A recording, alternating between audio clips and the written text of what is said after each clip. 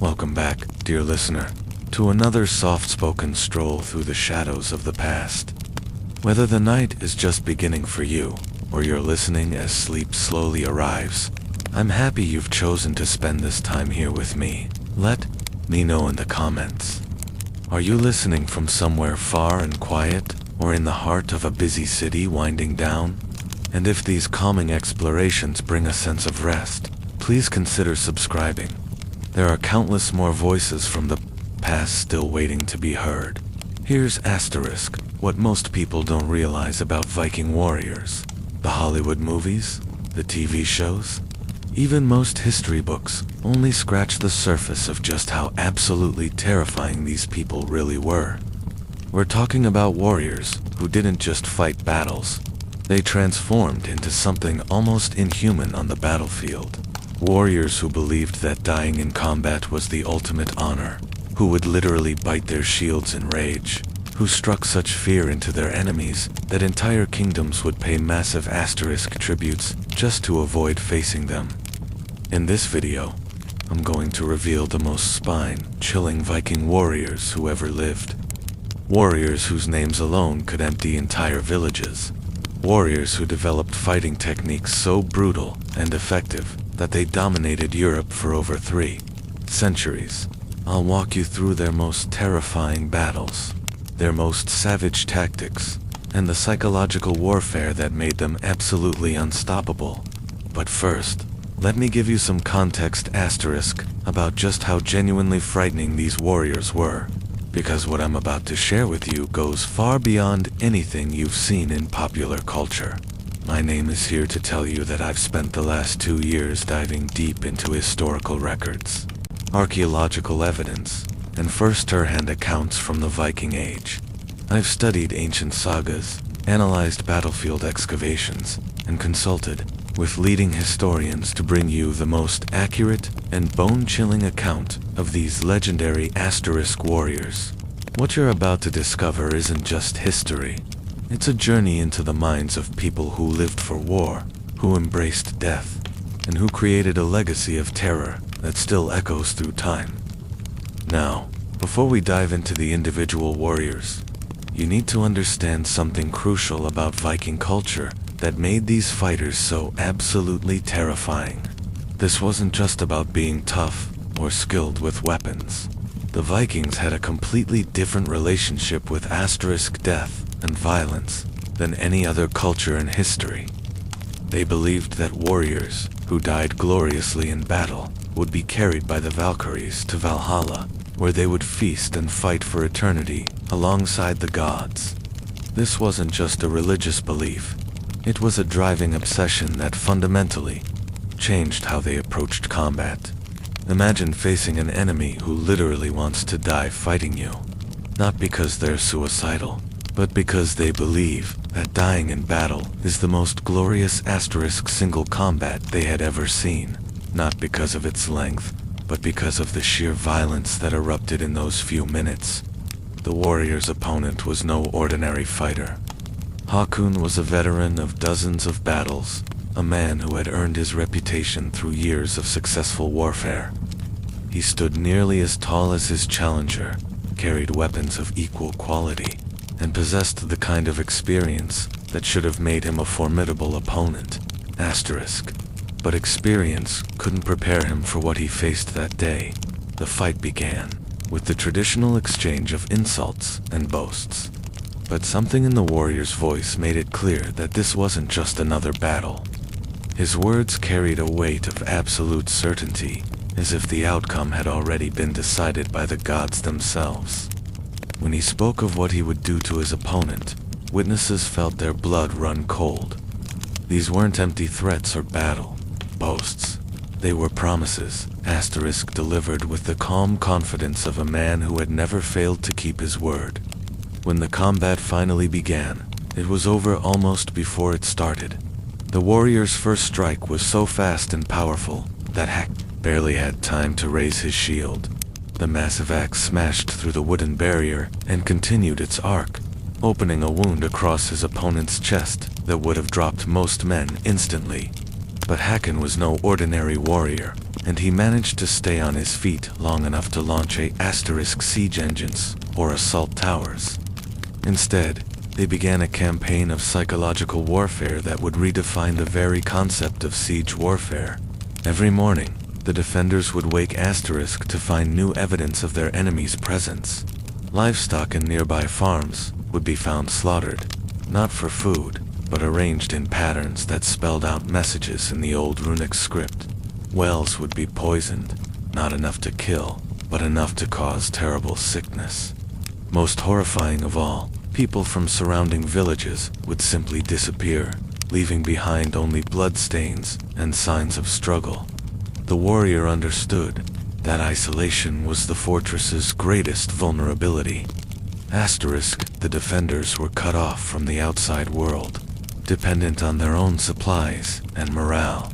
By systematically destroying everything around them, he created a psychological prison that was more effective than any physical siege. The defenders could see smoke rising from burning farmhouses, could hear the distant screams of people being tortured, could smell the stench of death that grew stronger with each passing day. But it was the sounds that truly broke their spirits. Every night, the darkness around * warfare. It was a systematic assault on everything the defenders believed in. The warrior understood that breaking a man's faith was more effective than breaking his body. A wounded soldier could still fight, but a man who had lost his connection to his god would lose the will to resist. The * psychological pressure built, day by day, week by week, until the very foundations of the defender's identity began to crumble. The fortress's food supplies became another weapon in the warrior's arsenal.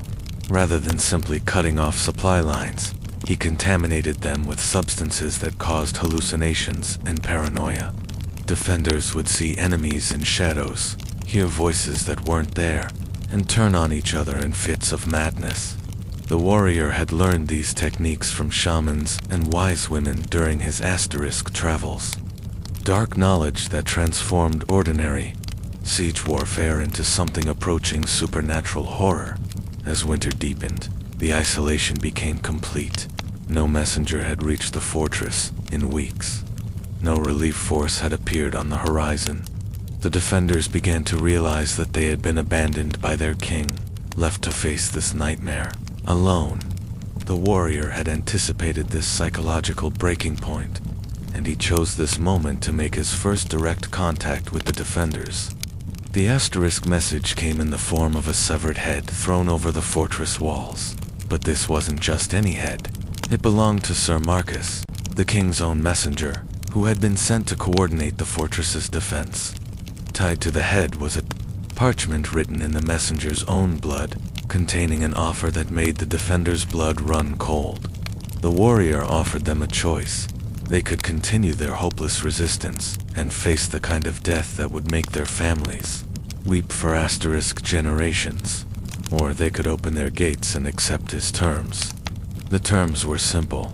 Half the garrison would be allowed to live, chosen by lot, while the other half would die in ways that would serve as examples to future enemies.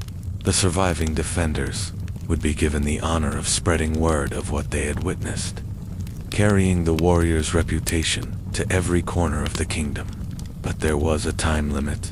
The defenders had until the next full moon to decide. If they had not surrendered by then, the warrior would * take the fortress by force, and no mercy would be shown to anyone within its walls. The message was signed with a symbol that had become synonymous with death itself. A raven perched on a skull, wings spread wide in mockery of divine protection. The debate that followed nearly tore the garrison apart. Some argued for surrender, pointing out that half their number surviving was better than all of them dying. Others insisted that their honor demanded they fight to the death, regardless of the odds. * The warrior had indeed come apparently unarmed, but as he stepped into the circle of light, he began to change. His movements became more fluid, more predatory. His breathing deepened into the rhythmic pattern that marked the beginning of a berserker's trance. Sir Godwin had prepared for this moment his entire life. He wore his finest armor, carried his best weapons, and had spent hours in prayer asking for divine protection. But as he looked into his opponent's eyes, he realized that all his asterisk preparation might not be enough. The warrior's gaze held depths of violence and madness that no normal human could comprehend. This wasn't just a skilled fighter.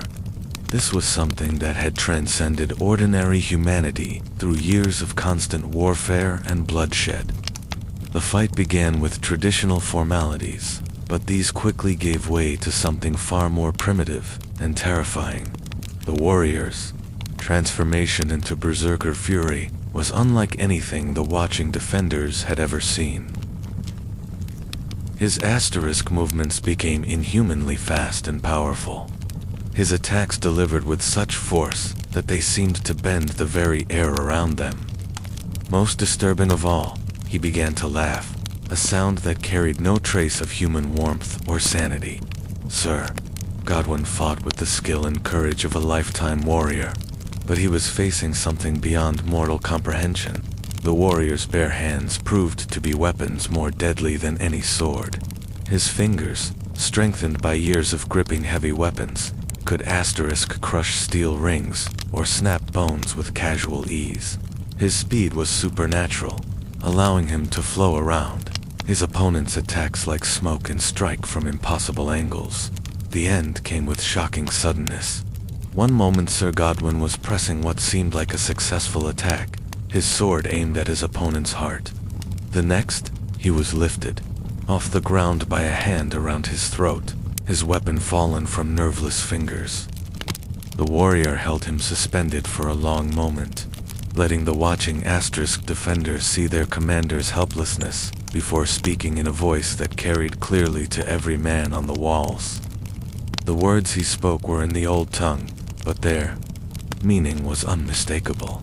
He was claiming Sir Godwin's life as an offering to the gods of war, a sacrifice that would ensure victory in the battles to come. The execution that followed was swift but utterly brutal, designed to demonstrate the futility of resistance. When it was over, the warrior stood over his victim's body and called out his final asterisk ultimatum to the fortress. The gates would open at dawn, or he would take the fortress by storm. If he was forced to attack, no defender would survive to see another sunset. Their deaths would be slow and agonizing, their bodies displayed as warnings to any who might think to oppose him in the future. The choice was theirs, but they had until the first light of dawn to decide. The debate that followed was brief and bitter. With their commander dead and their morale shattered, the defenders had no real choice. Asterisk brought stories of impossible horrors, of attackers who seemed to materialize from shadows and disappear like smoke. The stories grew with each telling, becoming more fantastical and terrifying asterisk, until the warrior's reputation had grown to mythical proportions. But the refugee crisis served another purpose that was even more devastating. The sudden influx of thousands of displaced people strained the city's resources to the breaking point. Food supplies that had been calculated to last months were consumed in weeks. Water systems designed for the normal population couldn't handle the massive increase in demand. Most critically, the sewage and waste management systems began to fail, asterisk creating conditions that would soon breed disease and despair. The warrior had anticipated this crisis and prepared for it, with the same meticulous planning that characterized all his campaigns. His forces began intercepting supply convoys bound for the city. But rather than simply destroying them, they contaminated the supplies with substances that would cause sickness and hallucinations. Grain shipments were treated with ergot fungus that would cause violent fits and paranoid delusions. Water barrels were dosed with compounds asterisk effective resistance. Their morale had been shattered, their faith destroyed, and their ability to fight as a unified force completely compromised. But the warrior's final assault on asterisk Aldrichsburg wouldn't be a conventional attack. He had spent months preparing for something far more spectacular and terrifying. The city's greatest strength, its massive walls and strategic position, would become the stage for a demonstration of power that would be remembered for generations. The warrior intended to take the city not through overwhelming force, but through a single act of such stunning violence that all resistance would crumble instantly. The plan he had developed was so audacious that even his own men initially thought it was impossible. The walls of Uldrichburg were 30 feet high and 10 feet thick, built from massive stone blocks that had been quarried from the living rock of nearby mountains. They had never been breached in the city's 300-year history, and conventional wisdom said they never could be.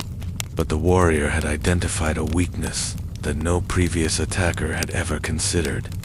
The city's water supply came from a series of underground springs that fed into a complex network of asterisk systems and channels beneath the streets. These waterways were protected by iron grates and considered too small for any significant infiltration.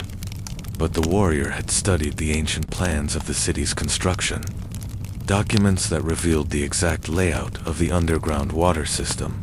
More importantly, he had discovered that one of the main channels passed directly beneath the foundations of the city's strongest tower. The plan that emerged from this discovery was breathtaking in its asterisk, would paralyze the entire population. The message would be unmistakable. Their god had abandoned them. Their defenses were useless, and their only choice was surrender or annihilation. Asterisk, the night before the planned explosion. The warrior made his final preparations with the methodical precision that had characterized his entire career. Every detail had been considered, every contingency planned for, every possible outcome calculated. His men were positioned at key points around the city, ready to exploit the chaos that would follow the explosion. The refugee spies within the walls had been activated, prepared to spread panic and confusion among the defenders. Most importantly, the warrior himself had positioned himself where he could observe the results of his work and make any necessary adjustments to his plan. The explosion that shattered the dawn quiet of Uldrichburg was unlike anything witnessed in medieval warfare. The massive tower, which had stood for 3 centuries as a symbol of the city's strength and permanence, simply ceased to exist. One moment, it was there, a solid mass of stone and mortar reaching toward the sky. The next, it was gone, replaced by a cloud of dust and debris that rose like asterisk, a pillar of smoke toward the heavens. The sound of the explosion was heard for miles in every direction, a thunderous roar that seemed to shake the very foundations of the earth. Windows shattered throughout the city, their glass fragments raining down like deadly snow on the streets. Below, the ground trembled as if in the grip of an earthquake, causing buildings to sway and crack, and people to fall to their knees in terror and confusion. But it was the sight of the destruction that truly broke the defenders' spirits. The asterisk tower had been more than just a military fortification. It had been a symbol of their city's invincibility, a reminder that they were protected by walls that had never been breached. Its destruction in a single catastrophic moment shattered not just stone and mortar, but the fundamental beliefs that had sustained their resistance. The psychological impact was immediate and devastating. Defenders who had stood firm through months of siege warfare simply laid down their weapons and fled. Officers who had Asterisk himself, dressed in simple clothes and carrying no weapons, walked to the breach in his city's wall and knelt before the enemy who had destroyed his kingdom. The sight of a king, Asterisk, kneeling in the rubble of his own fortifications was a powerful symbol of the warrior's complete victory. But the warrior's mercy proved to be as calculated as his violence. He had no intention of destroying the city or massacring its population. These people would serve a far more valuable purpose alive than dead. They would carry word of his victory to every corner of the known world, spreading stories of his power and ruthlessness that would make future conquests easier. The psychological impact of his victory Asterisk at Uldrichburg would be felt for generations. As the story of the city's fall became legend, the systematic nature of the warrior's campaign became clear as he consolidated his conquest This hadn't been a random act of violence or a simple raid for plunder. It had been a carefully planned operation designed to establish his reputation as the most formidable military commander of his age. Every action from the initial psychological warfare to the final spectacular explosion had been calculated to achieve maximum impact on both immediate enemies and future opponents. The treasure taken from Aldrichsburg was enormous, but the warrior's real prize was the enhancement of his legend. Word of the city's fall spread across the known world like wildfire, carried by refugees, traders, and survivors who had witnessed the impossible. The story grew with each telling, but the essential details remained constant. A warrior of supernatural power had destroyed an impregnable city through methods that defied conventional understanding of warfare. The conquest of Aldrichsburg marked the beginning of a new phase in the warrior's career. He was no longer just another Viking raider, or even a particularly successful military commander. He had become something unique in the history of warfare, a figure whose reputation alone could win battles before they were fought. The psychological impact of his victories had created a weapon more powerful than any sword or axe. Other kingdoms throughout the region began to talk those emotions to achieve his objectives without ever drawing a sword. The systematic destruction of enemy morale had become an art form in his hands, more precise and effective than any conventional military tactic. As news of Aldrichsburg's fall spread throughout the known world, the warrior found himself facing a new kind of challenge. His reputation had grown to such proportions that potential enemies were no longer willing to face him in conventional warfare. Instead, they began to employ desperate measures. Assassins, poisoners, and practitioners of dark magic who hoped to eliminate him through methods that avoided direct confrontation. These attempts on his life only enhanced his legend further. The warrior seemed to possess an almost supernatural ability to detect and avoid danger, surviving attacks that should have killed him, and turning the tables on his would-be assassins with ruthless efficiency. Each failed attempt on his life became another story that added to his growing mythology, reinforcing the belief that he was protected by forces beyond mortal understanding.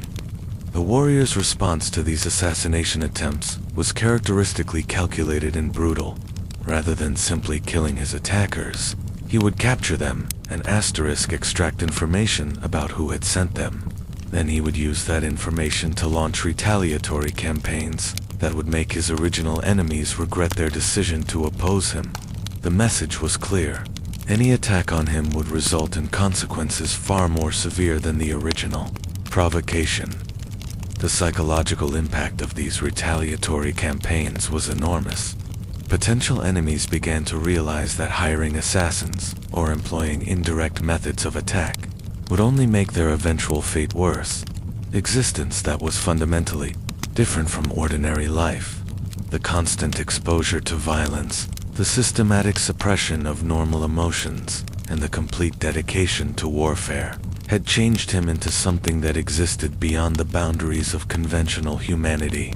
This transformation was the foundation of his success, but it was also something that couldn't be taught or replicated through normal training methods.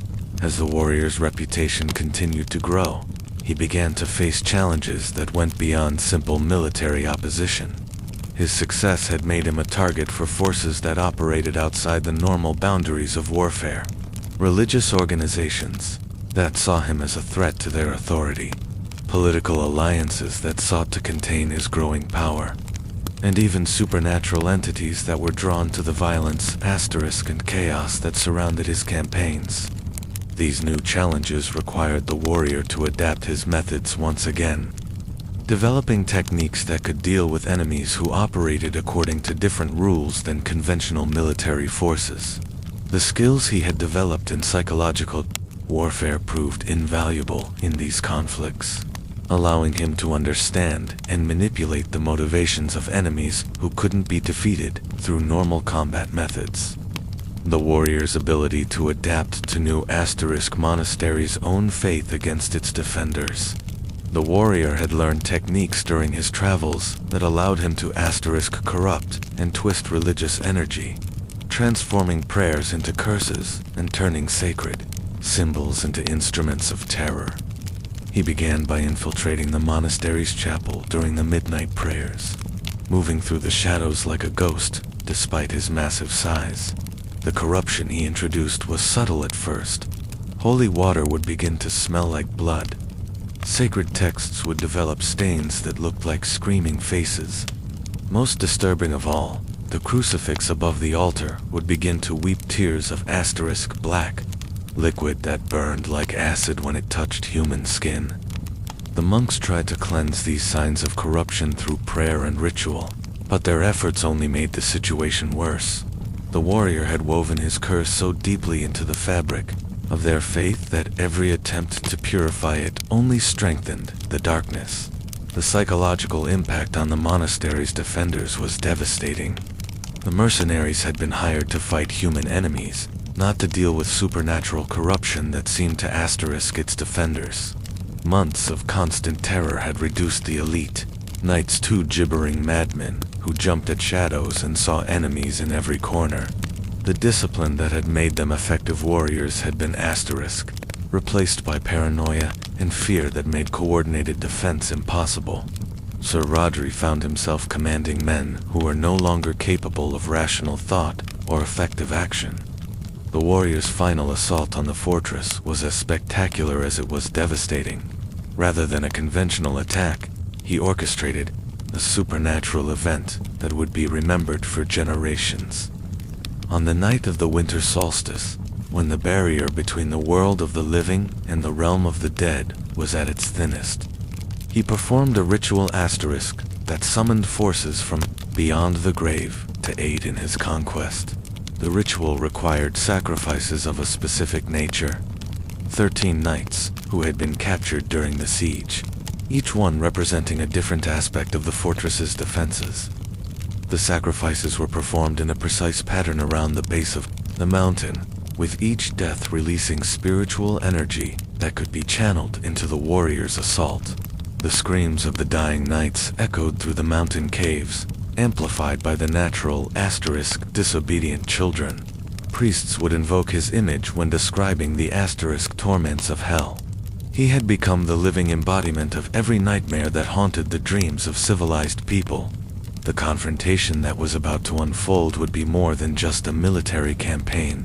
It would be a clash between two completely different ways of understanding the world.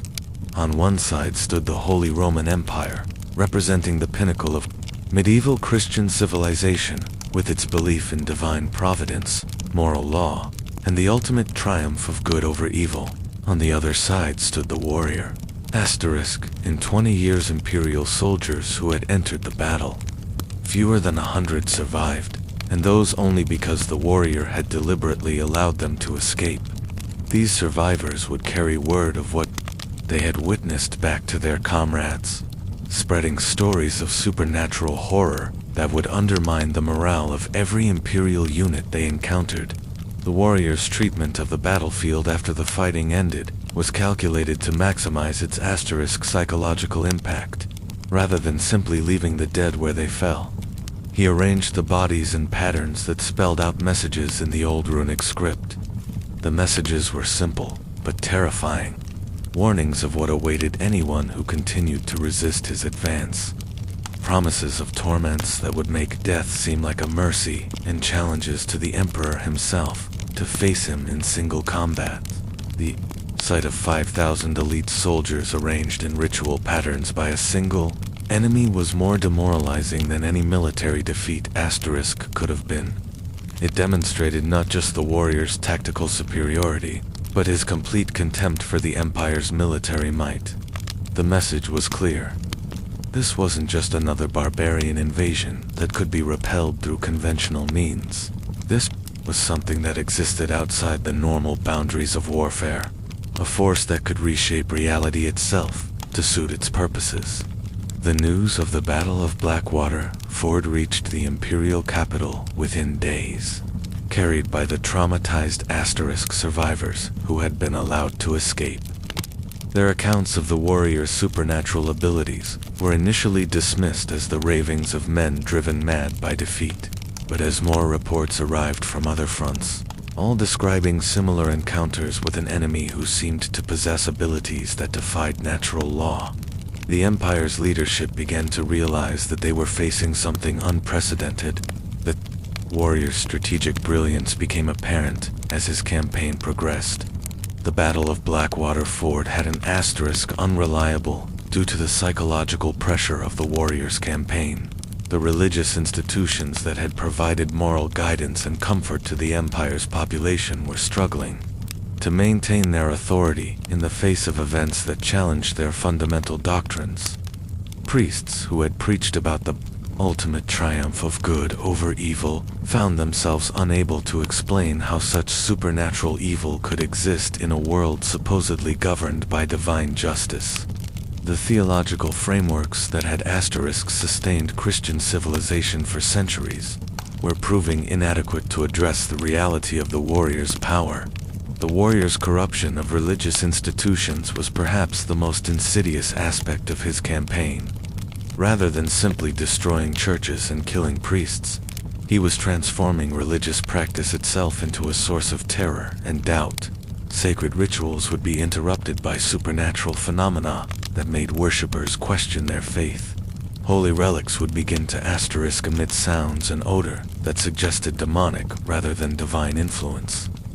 Most disturbing of all, some priests would begin to preach sermons that subtly undermined Christian doctrine, spreading ideas that seemed to come from the warrior's own twisted philosophy. The psychological impact of religious corruption was devastating for a society that had been built on Christian principles. The Empire's laws, customs, and social structures were all based on religious teachings that provided moral guidance and social cohesion. When those teachings began to seem unreliable or even dangerous, the entire fabric of imperial society began to unravel. People who had never questioned their beliefs suddenly found themselves doubting everything they had been taught about the nature of reality. The warrior's understanding of religious psychology was as sophisticated as his military tactics. He knew that faith was more than just intellectual belief. It was an emotional and spiritual foundation that gave people the strength to endure hardship and maintain hope in the face of adversity. By systematically undermining that foundation, he was destroying his enemy's capacity for resistance more effectively than any conventional weapon could have done. The Empire's attempts to counter the warriors' religious warfare were hampered by the very nature of the threat they faced. Church leaders who tried to reassure their congregations about the ultimate triumph of good over evil found their words contradicted by daily evidence of supernatural evil that seemed to be winning. Theological scholars who attempted to explain the warrior's abilities within Christian doctrine found themselves forced to acknowledge possibilities that challenged their most fundamental beliefs. The warrior's campaign was entering its final phase, and the psychological pressure on the Empire was reaching unbearable levels. The population was living in a state of constant terror, never knowing when or where the next supernatural attack would occur. The military forces that were supposed to protect them had proven inadequate against an enemy who seemed to possess abilities that transcended natural law.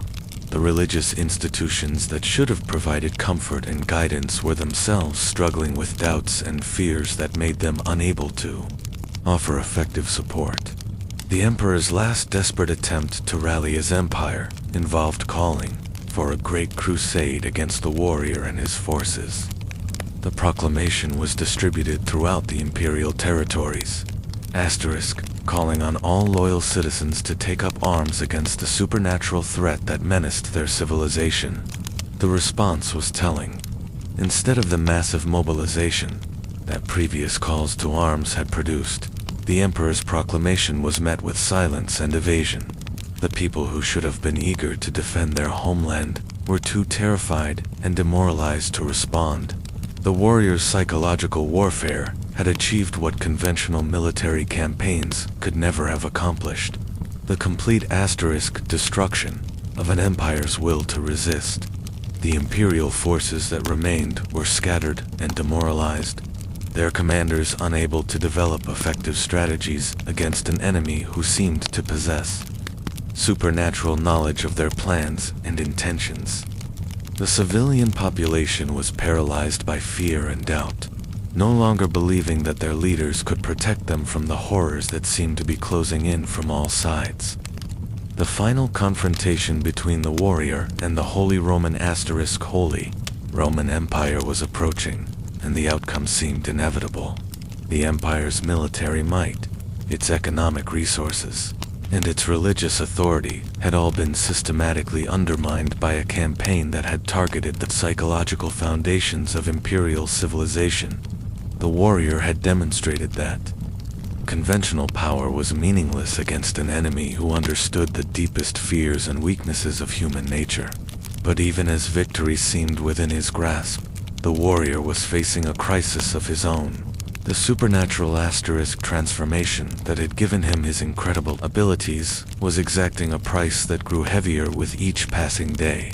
The emptiness that consumed him was becoming harder to ignore, the meaninglessness of his existence more apparent with each triumph.